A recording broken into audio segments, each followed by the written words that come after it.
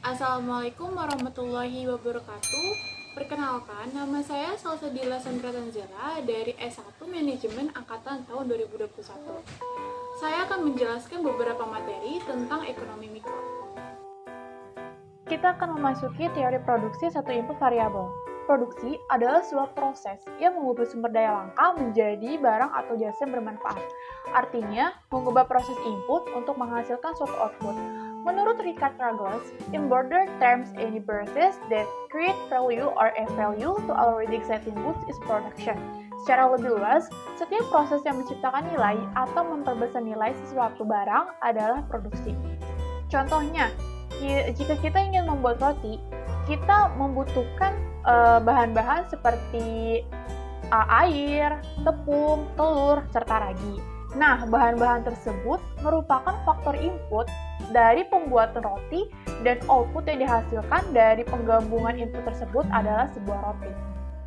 Kegiatan produksi melibatkan dua variabel yang mempunyai hubungan fungsional atau saling mempengaruhi, yaitu yang pertama, berapa output yang harus diproduksi, artinya hasil yang didapat itu ada berapa. Lalu yang kedua, berapa input yang akan dipergunakan, artinya butuh modal berapa untuk menghasilkan suatu output.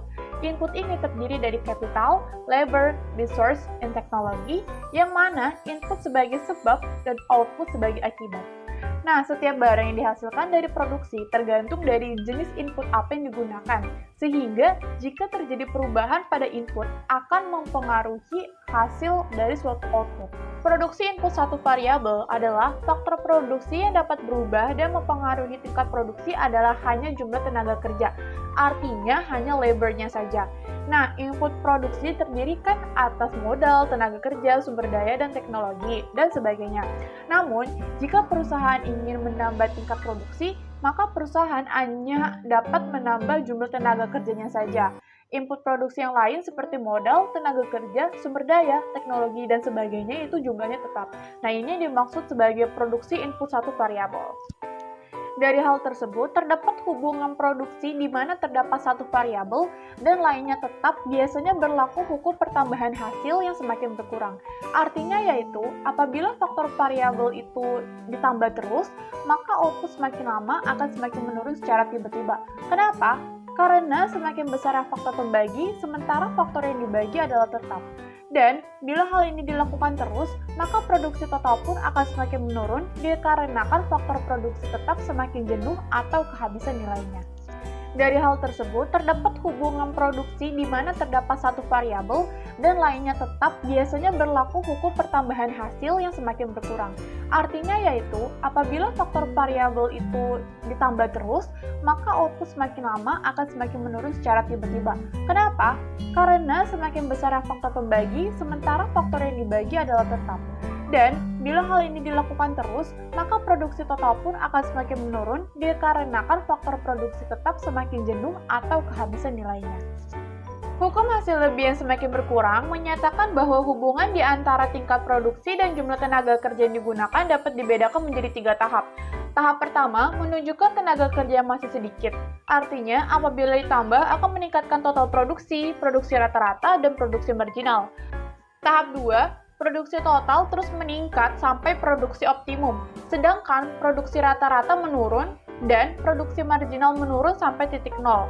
Lalu tahap ketiga, penambahan tenaga kerja menurunkan total produksi dan produksi rata-rata, sedangkan produksi marginal adalah negatif. Selanjutnya adalah produksi total, marginal, dan rata-rata. Produksi total adalah jumlah produksi yang dihasilkan oleh sejumlah tenaga kerja tertentu, yang dapat dinyatakan sebagai TP sama dengan Q sama dengan F atau X, yang artinya TP sebagai output total dan X sebagai jumlah input variabel yang digunakan. Produksi total akan berubah menurut banyak sedikitnya faktor variabel yang digunakan. Selanjutnya adalah produksi marginal.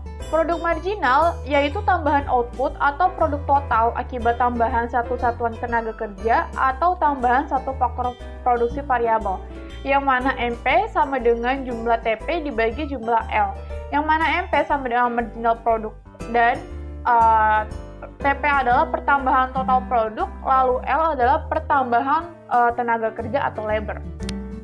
Produksi rata-rata. Produk rata-rata per tenaga kerja merupakan pembagian produk total dengan jumlah tenaga kerja yang digunakan untuk memproduksi, yang mana sebagai AP sama dengan TP dibagi L, atau AP sama dengan produk rata-rata, TP sama dengan produk total, dan L atau labor adalah tenaga kerja. Selanjutnya kita masuk kepada dua input variabel. Periode jangka pendek adalah periode produksi di mana perusahaan tidak mampu dengan segera melakukan penyesuaian jumlah penggunaan salah satu atau beberapa faktor produksi. Periode jangka panjang adalah periode produksi di mana semua faktor produksi menjadi faktor produksi variabel. Selanjutnya adalah bidang produksi. Bidang produksi terbagi menjadi bidang ekstraktif, contohnya seperti pertambangan serta perikanan, lalu bidang agraris seperti pertanian dan perkebunan, lalu bidang industri seperti industri tekstil atau industri makanan, lalu perdagangan seperti industri retail, lalu ada jasa seperti asuransi, perbankan, dan pengangkutan. Selanjutnya, input dua variabel. Pada fungsi produksi ini diketahui bahwa tingkat produksi dapat berubah dengan merubah faktor tenaga kerja L atau jumlah modal yaitu disebut C atau kapital. Perusahaan mempunyai dua alternatif jika berkeinginan untuk menambah tingkat produksinya. Perusahaan dapat meningkatkan produksi dengan menambah tenaga kerja atau menambah modal atau menambah tenaga kerja dan modal. Berikut adalah kurva dari Isoquant. Isoquant adalah kurva yang menggambarkan kombinasi dua macam input atau faktor produksi untuk menghasilkan output atau produksi yang sama jumlahnya. Sedangkan isocost adalah suatu kurva yang menggambarkan biaya yang dikeluarkan oleh produsen dalam rangka berproduksi dengan menggunakan beberapa faktor input tertentu. Selanjutnya, yaitu kita akan membahas mengenai teori biaya produksi jangka pendek, jangka panjang, serta konsep maksimalisasi profit.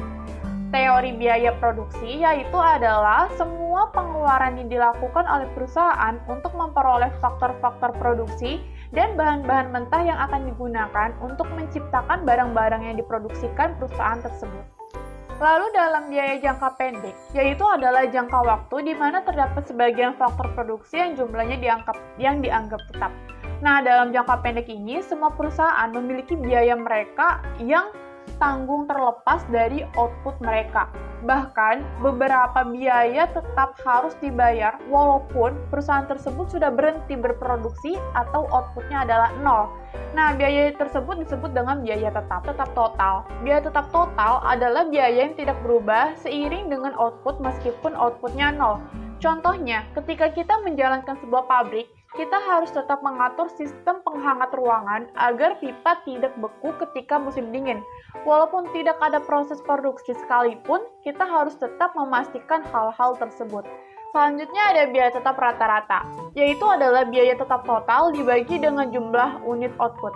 Biaya tetap rata-rata turun ketika output meningkatkan karena nilai total yang sama disebarkan atau dibagi dengan jumlah unit yang lebih besar.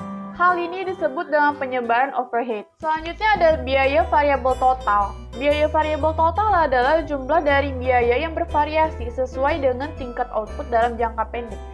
Artinya adalah untuk menghasilkan lebih banyak output, perusahaan menggunakan lebih banyak input. Biaya input tambahan tergantung pada input tambahan apa yang diperlukan dan berapa biayanya. Selanjutnya adalah biaya marginal, yang itu adalah peningkatan biaya total yang dihasilkan dari produk satu input output tambahan. Contohnya, sebuah perusahaan memproduksi 1000 unit output per periode dan memutuskan untuk menaikkan tingkat output menjadi 1001. Memproduksi unit tambahan meningkatkan biaya total dan peningkatan tersebut yakni biaya tambahan untuk memproduksi unit ke 1001 adalah biaya marginal. Selanjutnya adalah biaya produksi jangka panjang, yaitu adalah biaya yang menunjukkan semua faktor produksi dapat mengalami perubahan. Semua faktor produksi bersifat berubah, artinya dalam jangka panjang tidak ada biaya tetap. Lalu, cara meminimalkan kerugian tergantung kepada pertama, tingkat produksi yang ingin dicapai, yang kedua, sifat dan pilihan kapasitas pabrik yang tersedia. Artinya adalah jika pendapatan total melebihi biaya variabel total, kelebihan pendapatan dapat digunakan untuk meng-offset biaya tetap dan mengurangi kerugian. Dan oleh karena itu, perusahaan lebih diuntungkan dengan tetap beroperasi. Lalu, jika pendapatan total lebih kecil dari biaya variabel total, perusahaan yang beroperasi akan mengalami kerugian melebihi biaya tetap. Dalam hal ini, perusahaan dapat meminimalkan kerugiannya dengan menutup usaha. Dan dalam jangka pendek, ketika perusahaan mengalami kerugian, mereka terjebak dalam industri. Mereka dapat menghentikan operasi, namun tetap harus membayar biaya tetap. Namun, dalam jangka panjang, perusahaan yang mengalami kerugian dapat keluar dari industri. Selanjutnya yaitu biaya rata-rata jangka panjang.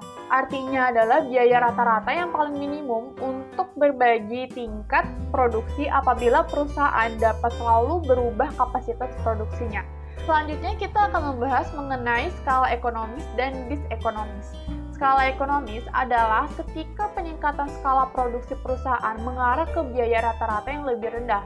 Lalu skala disekonomis adalah ketika peningkatan skala produksi perusahaan mengarah ke biaya rata-rata yang lebih tinggi. Dan beberapa faktor yang menyebabkan skala ekonomis: yang pertama, spesialisasi faktor-faktor produksi; yang kedua, pengurangan harga bahan mentah dan kebutuhan produksi lain; yang ketiga, memungkinkan produk sampingan diproduksi; yang keempat, perusahaan dapat mendorong pengembangan kegiatan usaha di luar perusahaan yang berguna kepada perusahaan. Selanjutnya yaitu konsep maksimasi profit. Pendekatan total yaitu selisih positif tertinggi antara total penjualan dikurangi biaya total. Pendekatan marginal, keuntungan maksimum dicapai pada saat MR sama dengan MC atau MR dikurang MC sama dengan positif terkecil. Baik, selanjutnya kita akan membahas mengenai materi pasar persaingan sempurna. Pasar persaingan sempurna yaitu pasar di mana dalam suatu industri terdapat sangat banyak penjual maupun pembeli dan produk yang diperdagangkan bersifat homogen sempurna. Apa itu homogen sempurna? Homogen sempurna yaitu produk yang dijual sama dan identik. Harga yang dihasilkan pun pada pasar ini berasal dari interaksi penawaran dan permintaan dari seorang konsumen. Lalu, ciri-ciri dari pasar persaingan sempurna yaitu yang pertama ada homogenitas produk, artinya memberikan kepuasan kepada konsumen tanpa perlu mengetahui siapa produsennya. Yang kedua, pengetahuan yang sempurna, artinya para pelaku ekonomi memiliki pengetahuan sempurna tentang harga produk dan input yang dijual. Yang ketiga, output perusahaan relatif kecil, artinya jumlah output setiap perusahaan secara individu dianggap relatif kecil dibanding jumlah output seluruh perusahaan dalam industri. Lalu yang keempat, perusahaan menerima harga yang ditentukan pasar. Artinya, harga produk berpatokan pada yang ditetapkan pasar atau price taker. Yang secara individu, perusahaan tidak mampu mempengaruhi harga pasar. Lalu yang terakhir, keleluasan masuk dan keluar pasar. Artinya, bebas untuk masuk ataupun mau keluar pasar. Karena tidak ada biaya yang harus dikeluarkan untuk memindahkan faktor produksi. Selanjutnya yaitu kekuatan dari pasar persaingan sempurna. Yang pertama, merupakan bentuk pasar yang ideal. Yang kedua, perusahaan berproduksi pada skala efisien dengan harga produk yang paling murah. Yang ketiga, outputnya maksimum.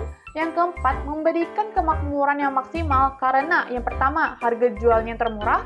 Yang kedua, jumlah output paling banyak sehingga rasio output per penduduk maksimal. Lalu yang ketiga, masyarakat merasa nyaman dan tidak takut ditipu karena informasi yang sempurna. Selanjutnya, untuk kelemahan dari pasar persaingan sempurna, yang pertama, pasar persaingan sempurna tidak mendorong adanya inovasi. Yang kedua, menimbulkan biaya sosial. Yang ketiga, membatasi pilihan konsumen. Yang keempat, biaya dalam pasar persaingan sempurna mungkin lebih tinggi. Lalu yang terakhir, distribusi pendapatan tidak terlalu rata. Selanjutnya, penentuan harga dalam pasar persaingan sempurna. Yang pertama, terbentuknya harga di pasar persaingan sempurna. Yang kedua, setiap perusahaan hanya bertindak sebagai pengambil harga atau price taker dan bukan penentu harga atau price maker. Lalu yang ketiga, harga ditetapkan berdasarkan interaksi kekuatan supply dan permintaan demand dari pasar. Yang keempat, harga produk ditentukan pada perpotongan antara kurva permintaan dan kurva penawaran pasar produk tersebut. Yang kelima, kurva permintaannya berbentuk horizontal dan memiliki elastisitas tak terhingga. Kita akan membahas mengenai pasar dari monopoli. Pasar monopoli adalah suatu bentuk pasar di mana hanya terdapat satu perusahaan atau penjual, dan perusahaan ini tidak mempunyai barang pengganti yang sempurna. Nah, dalam perusahaan monopoli dapat mempengaruhi harga dan jumlah barang yang ditawarkan. Lalu, pada pasar monopoli, jika harga diturunkan, maka permintaan akan bertambah banyak. Dan jika perusahaan menjual lebih banyak, maka harus menurunkan harganya. Keadaan yang diterangkan di atas disebut sebagai pasar monopoli sempurna atau pasar monopoli murni atau yang disebut sebagai pure monopoli. Contoh dari pasar monopoli itu ada PLN, KAI, dan ciri-ciri dari pasar monopoli. Yang pertama, hanya ada satu produsen. Yang kedua, barang yang diproduksi tidak ada substitusi atau barang pengganti. Yang ketiga, produsen baru sulit masuk ke pasar monopoli. Alasannya adalah adanya perbatasan legalitas yang diatur oleh Undang-Undang Dasar dan adanya hambatan teknologi yang tinggi sehingga sulit membuat barang yang sejenis. Lalu ada hambatan lain seperti modal yang besar untuk membuat produk sejenis. Yang keempat, produsen menjadi penentu harga atau sebagai price taker. Lalu yang kelima, produsen tidak melakukan promosi. Beberapa peraturan dari monopoli yaitu ada peraturan harga. Artinya pemerintah menetapkan harga tertinggi dari perusahaan dan tidak boleh dilanggar. Lalu yang kedua ada pajak. Nah, pajak ini dilakukan agar perusahaan lebih efisien dan menggunakan sumber daya yang ada. Dan untuk ketiga itu ada subsidi, artinya pemerintah ikut menanggung sebagian harga barang produksi monopolis dan jika produk itu dianggap vital bagi masyarakat. Selanjutnya ada jenis-jenis dari pasar monopoli. Yang pertama ada monopoli negara, monopoli secara alamiah, monopoli haki, monopoli karena efisiensi kerja, ada monopoli karena bahan baku, monopoli karena teknologi atau tenaga ahli, lalu yang terakhir ada monopoli karena masyarakat. Selanjutnya adalah monopoli yang dilarang, itu ada monopoli by law, monopoli by nature, lalu yang terakhir ada monopoli by license. Selanjutnya ada diskriminasi harga. Diskriminasi harga adalah kebijakan penjual yang ditetapkan oleh penjual untuk memberikan harga berbeda untuk setiap pelanggan atau kelompok yang berbeda. Berikut adalah kekurangan dari pasar monopoli. Yang pertama, dalam beberapa kasus ini pembeli merasa dirugikan. Kenapa? Karena pembeli tidak memiliki pilihan lain ketika harga tersebut naik. Lalu yang kedua, memasang harga jual yang cukup mahal. Karena hanya ada satu penjual di pasar, ini menguntungkan si perusahaan. Lalu yang ketiga, muncullah pasar gelap dan transaksi ilegal karena barang-barang tertentu sulit didapatkan atau terlalu mahal sehingga muncul transaksi ilegal. Lalu yang keempat, ketidakadilan terhadap konsumen. Kenapa? Karena kekuatannya mutlak dan misalnya menentukan harga barang tersebut ini terlalu mahal. Lalu yang kelima, melakukan eksploitasi karena ingin mendapatkan keuntungan yang sebesar-besarnya. Selanjutnya yaitu ada kelebihan dari pasar monopoli. Yang pertama, memudahkan dalam proses pemenuhan kebutuhan atau kepentingan masyarakat umum dengan memacu pertumbuhan ekonomi. Lalu yang kedua, pengadaan barang publik. Yang ketiga, meningkatkan kesejahteraan masyarakat melalui diskriminasi harga. Yang keempat, produsen dapat mempertahankan posisinya sebagai penguasa pasar. Yang kelima, umumnya tidak terjadi persaingan tidak sehat. Lalu yang terakhir adalah sistem hak cipta atau hak atas suatu produk akan membuat perusahaan lain termotivasi untuk menciptakan produk baru yang dapat bersaing dengan produk tersebut.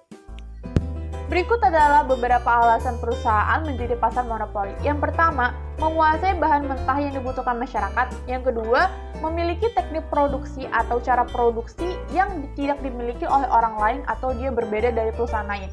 Yang ketiga, adanya hak istimewa dari pemerintah. Yang keempat, perusahaan memiliki modal yang besar, misalnya gabungan dari beberapa perusahaan. Lalu yang kelima, memiliki prestasi atau keahlian yang unik dan tidak dimiliki oleh orang lain. Yang keenam, perusahaan ini sudah terlalu besar sehingga berubah menjadi pasar monopoli. Lalu yang terakhir, adanya keterbatasan pasar dan sifat alamiah industri. Nah, selanjutnya kita akan membahas mengenai pasar monopolistik. Pasar persaingan monopolistik pada dasarnya adalah sebuah pasar yang berada di antara dua jenis pasar yang ekstrim, yaitu ada persaingan sempurna dan monopoli. Oleh sebab itu, sifat-sifatnya mengandung unsur-unsur sifat monopoli serta sifat dari persaingan sempurna. Lalu, pada pasar persaingan monopolistik, yaitu dapat didefinisikan sebagai suatu pasar di mana terdapat banyak produsen yang menghasilkan barang yang berbeda corak. Ciri-ciri dari monopolistik adalah sebagai berikut. Yang pertama, terdapat banyak penjual. Yang kedua, barangnya bersifat berbeda corak. Yang ketiga, perusahaan mempunyai sedikit kekuasaan untuk mempengaruhi harga. Lalu yang keempat, kemasukan dalam industri relatif mudah. Lalu yang kelima, persaingan mempromosikan penjualan yang sangat aktif. Selanjutnya adalah persamaan serta perbedaan dari pasar monopolistik dengan pasar persaingan sempurna. Persamaannya yaitu dalam jangka panjang tidak dapat memperoleh laba ekonomi. Lalu perbedaan yang pertama yaitu ada kurva permintaan yang dihadapi perusahaan dalam persaingan sempurna adalah garis horizontal pada harga pasar. Sedangkan dalam monopolistik, kurva permintaannya ini mempunyai kemiringan negatif karena produknya sedikit banyak perbedaan dari produsen yang lain. Yang kedua, dalam jangka panjang, perusahaan dalam pasar persaingan monopolistik berproduksi pada tingkat yang lebih kecil daripada tingkat menghasilkan biaya rata-rata terendah, lalu tidak berproduksi pada biaya rata-rata minimum. Nah, selanjutnya yaitu ada kelebihan serta kelemahan dari pasar monopolistik. Yang pertama, produsen di pasar memberikan keuntungan bagi konsumen untuk dapat memilih produk yang terbaik baginya. Lalu yang kedua, kebebasan keluar masuk bagi produsen. Yang ketiga, diferensiasi produk. Nah, diferensiasi produk ini mendorong konsumen untuk selektif dalam menentukan produk yang akan dibelinya dan dapat membuat konsumen loyal terhadap produk yang dipilihnya. Dan yang keempat, pasar ini relatif mudah dijumpai oleh konsumen. Kenapa? Karena sebagian besar kebutuhan sehari-hari tersedia dalam pasar. Kekurangan dari pasar monopolistik. Yang pertama, memiliki tingkat persaingan yang tinggi, baik dari segi harga, kualitas, ataupun pelayanan. Sehingga produsen yang tidak memiliki modal dan pengalaman yang cukup akan cepat keluar dari pasar monopolistik. Lalu yang kedua, modalnya yang cukup besar. Nah, untuk masuk ke dalam pasar monopolistik, para pemain pasar di dalamnya memiliki skala ekonomis yang cukup tinggi. Yang ketiga, mendorong produsen untuk selalu berinovasi, sehingga akan meningkatkan biaya produksi yang akan berimbas pada harga produk yang harus dibayar oleh konsumen. Baik, selanjutnya kita akan masuk kepada pasar oligopoli. Oligopoli adalah suatu keadaan di mana hanya ada 2 sampai dengan 10 perusahaan yang menguasai pasar baik secara sendiri-sendiri ataupun secara bersama-sama, yang mana perilaku antar perusahaan saling bergantung satu sama lain. Nah, pasar oligopolistik ini hanya memiliki sedikit penjual. Maka dari itu sifatnya yang sangat mencolok adalah kuatnya tarik-menarik antar perusahaan atau para penjual yang bekerja sama di pasar tersebut. Lalu contoh-contoh dari pasar oligopolistik yaitu ada perusahaan semen, bensin, minyak mentah, rokok, air, dan lain sebagainya. Dan barang-barang yang homogen dalam pasar oligopoli itu selalu saling bergantung dari berkaitan satu sama lain. Karena jika suatu pelaku usaha yang mendominasi pasar menaikkan harganya, maka otomatis yang lain ikut menaikkan harganya. Begitupun sebaliknya. Jenis dari pasar oligopoli yang pertama ada duopoli. Duopoli adalah bentuk sederhana dari oligopoli. Suatu bentuk pasar di mana penawaran suatu jenis barang hanya dikuasai oleh 2 perusahaan. Nah, dalam duopoli ini, penjual pertama harus memperhatikan reaksi penjual kedua. Dan dalam duopoli, penjual juga harus menentukan berapa jumlah barang yang akan diproduksi dan juga menentukan harga yang akan ditawarkan di pasaran. Yang kedua, ada kartel. Kartel adalah pasar oligopoli yang telah bergabung. Artinya, suatu perjanjian atau kesepakatan yang bersifat resmi di antara beberapa perusahaan dalam oligopoli. Nah, tujuan kartel adalah untuk memaksimumkan keuntungan bersama. Nah, dari kartel ini, keuntungan yang maksimum itu akan mudah dicapai jika kartel menaikkan harga produknya, mengurangi jumlah output di pasar, dan menghalangi masuknya pesaing baru. Maka dalam hal ini, yang merasa dirugikan adalah konsumen, karena harga menjadi lebih tinggi akibat output yang terbatas. Selanjutnya, kita akan membahas mengenai oligopoli dan kesejahteraan masyarakat. Bentuk pasar oligopoli itu merugikan pihak masyarakat dibandingkan dengan pasar kompetitif sempurna. Kenapa? Karena dalam pasar oligopoli itu banyak sekali terdapat efek-efek yang negatif. Yang pertama, seorang produsen oligopoli yang meraup keuntungan yang terlalu besar dalam jangka waktu yang panjang. Yang kedua, adanya ketidakadilan yang dilakukan produsen terhadap konsumen. Contohnya adalah patokan harga yang lebih tinggi daripada biaya marginal. Lalu yang ketiga, adanya kurva permintaan yang patah yang menunjukkan ketegaran harga yang sering merugikan masyarakat. Selanjutnya adalah penetapan harga dalam pasar oligopoli. Tujuan penetapan harga yang terpenting dalam perusahaan adalah yang pertama, penetapan harga untuk mencapai suatu target return of investment atau pengembalian atas investasi. Yang kedua, keseimbangan antara harga dan margin. Yang ketiga, penetapan harga bertujuan untuk mencapai target market share atau penguasaan bagian pasar. Lalu yang keempat, penetapan harga pasar untuk mengatasi dan mencegah persaingan. Lalu yang kelima, penetapan harga bertujuan untuk memaksimumkan keuntungan. Materi selanjutnya yaitu faktor produksi. Di sini ada permintaan tenaga kerja, artinya hubungan antara tingkat upah dengan kuantitas tenaga kerja yang dikehendaki untuk dipekerjakan.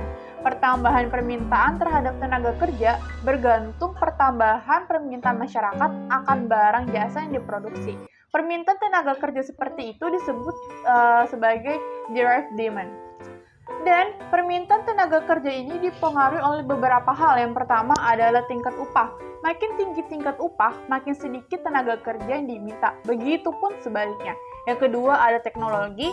Makin efektif teknologi, makin besar artinya bagi tenaga kerja dalam mengaktualisasi keterampilan dan kemampuannya. Yang ketiga ada produktivitas. Produktivitas tergantung modal yang dipakai. Keleluasan modal akan menaikkan produktivitas kerja. Lalu yang keempat ada kualitas tenaga kerja. Latar belakang pendidikan dan pengalaman kerja yang merupakan indeks kualitas tenaga kerja akan mempengaruhi permintaan tenaga kerja. Lalu yang kelima ada fasilitas modal. Artinya, produk dihasilkan atas sumbangan modal dan tenaga kerja yang tidak dapat dipisahkan satu sama lain. Hal ini dikarenakan peranan input yang lain dapat merupakan faktor penentu lain. Selanjutnya ada faktor-faktor yang mempengaruhi permintaan hasil. Yang pertama ada perubahan tingkat upah. Yang kedua ada perubahan permintaan pasar akan hasil produksi dari perusahaan yang bersangkutan. Yang ketiga ada harga barang modal turun. Selanjutnya kita akan memasuki penawaran tenaga kerja. Artinya adalah jumlah tenaga kerja yang disediakan oleh pemilik tenaga kerja perusahaan dalam suatu waktu tertentu. Nah, kondisi tenaga kerja yang ideal itu di mana jumlah orang yang menawarkan tenaganya untuk bekerja adalah sama dengan tenaga kerja yang diminta. Selanjutnya ada faktor-faktor yang mempengaruhi penawaran tenaga kerja. Yang pertama ada jumlah penduduk, struktur umur, produktivitas, tingkat upah, tingkat pendapatan, kebijaksanaan pemerintah, wanita yang mengurus rumah tangga, penduduk yang bersekolah, dan yang terakhir ada keadaan perekonomian. Teori keseimbangan pasar tenaga kerja. Kurva penawaran tenaga kerja menunjukkan jumlah jam kerja dari pekerja pada berbagai tingkat upah. Kurva permintaan tenaga kerja menunjukkan jumlah jam kerja yang digunakan oleh perusahaan pada berbagai tingkat upah. Keseimbangan terjadi pada saat penawaran tenaga kerja sama dengan permintaan tenaga kerja, yaitu di titik upah keseimbangan W dan jumlah jam kerja sebanyak E. Faktor produksi lainnya yaitu berupa tanah dan modal. Nah, untuk menentukan besaran pendapatan yang diperoleh para pemilik tanah dan modal atau kontribusi mereka bagi proses produksi, maka perlu membedakan dua jenis harga, yaitu ada harga pembeli tanah dan modal. Artinya, harga yang dibayarkan seseorang untuk memiliki faktor produksi tersebut adalah selamanya. Lalu yang kedua adalah harga sewa, artinya harga yang dibayarkan seseorang untuk menggunakan faktor produksi tersebut untuk jangka waktu yang terbatas atau bisa disebut sebagai sementara. Nah, harga sewa dan harga beli memiliki hubungan karena pembeli rela membayar lebih untuk sepetak tanah atau sebentuk modal jika tanah atau modal itu menghasilkan aliran pendapatan sewa yang besar. Selanjutnya adalah penentuan upah di pasar tenaga kerja. Nah, dalam kegiatan penentuan upah di pasar tenaga kerja ini kaitannya sangat erat hubungannya dengan tingkat produktivitasnya. Kenapa? Karena semakin tinggi produktivitas pekerja, semakin tinggi pula upahnya. Dan berikut adalah upah uang dan upah real. Upah uang adalah jumlah uang yang diterima para pekerja dari para pengusaha sebagai pembayaran ke atas tenaga mental atau fisik para pekerja yang digunakan dalam proses produksi. Sedangkan upah real adalah tingkat upah pekerja yang diukur dari sudut kemampuan upah tersebut membeli barang-barang dan jasa-jasa yang diperlukan untuk mempengaruhi kebutuhan para tenaga kerja. Ini adalah faktor-faktor yang menimbulkan perbedaan upah. Yang pertama, ada perbedaan corak permintaan dan penawaran dalam berbagai jenis pekerjaan. Yang kedua, perbedaan dalam jenis-jenis pekerjaan. Yang ketiga, perbedaan kemampuan, keahlian, serta pendidikan. Yang keempat, terdapatnya pertimbangan bukan keuangan dalam memilih pekerjaan. Lalu yang terakhir adalah ketidaksempurnaan dalam mobilitas tenaga kerja. Nah, sekian sudah materi-materi yang saya sampaikan mengenai beberapa materi dari ekonomi mikro. Mohon maaf bila ada kesalahan dalam pengucapan serta dalam pengertian. Terima kasih dan wassalamualaikum warahmatullahi wabarakatuh.